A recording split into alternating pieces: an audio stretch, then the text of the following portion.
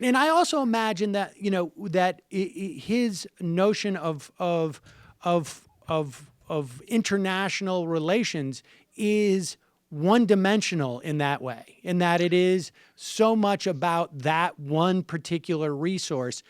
Who in if that is the case, does he have a sense? I mean, how is he completely agnostic as to who I'm just curious as to, I mean, because I've always also speculated that part of that Iraq invasion was that the neocons want to make sure that China did not have access to that oil ultimately, that was basically their agenda. We just need to make sure that they don't have unfettered access to that oil, maybe not today, but in 30 years. Like, does Tillerson have any type of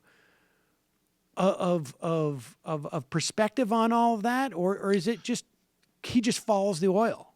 Yeah, two big points to be made on that, Sam, and I think you hit it on the head on both.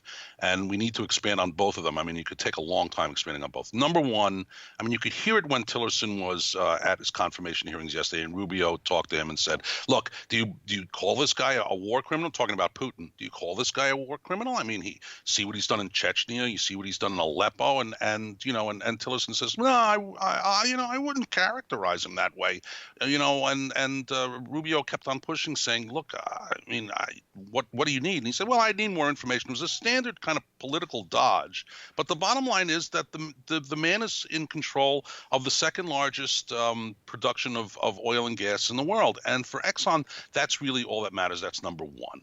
The second point you made, which is really interesting and something I've been trying to get my head around for a long time, is yes, I sort of see this reset with Russia to me as a commodity guy, as an oil guy, as a resource play, a global resource play that in some way makes a partnership between the Russians and the United States for the express purpose, you are right, of freezing out the Chinese. It's the one thing that over the course of the next 15 or 20 years that the United States and Russia have over the Chinese, because the Chinese right now have all the economic power. And that is scaring the heck out of a lot of Americans. And I think that Trump, give him credit for something. He has this ability to intuit, things that are going to happen in the future and be right about them, even though he may not even know how to express, his intuition in certain ways. And he may be feeling this kind of a resource shortage coming down the road in 5-10 years. And he's positioning himself in terms of making sure that the U.S. is independent, making sure that it can produce as much as possible, throwing climate change and the Paris Accords under the bus, getting in an interior secretary who's going to open up federal lands for drilling as much as he possibly can, to the degree that he can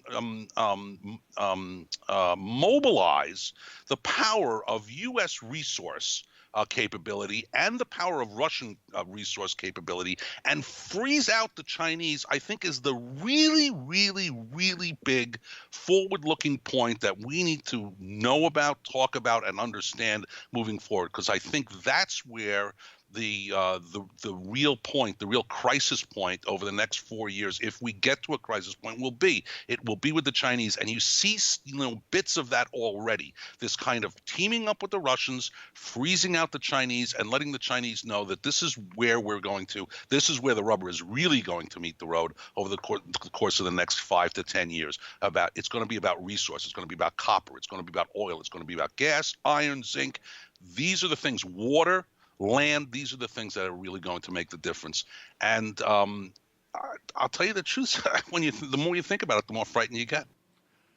Hey, it's Sam Seder. Why don't you subscribe to this channel? You can do so right over here. Subscribe.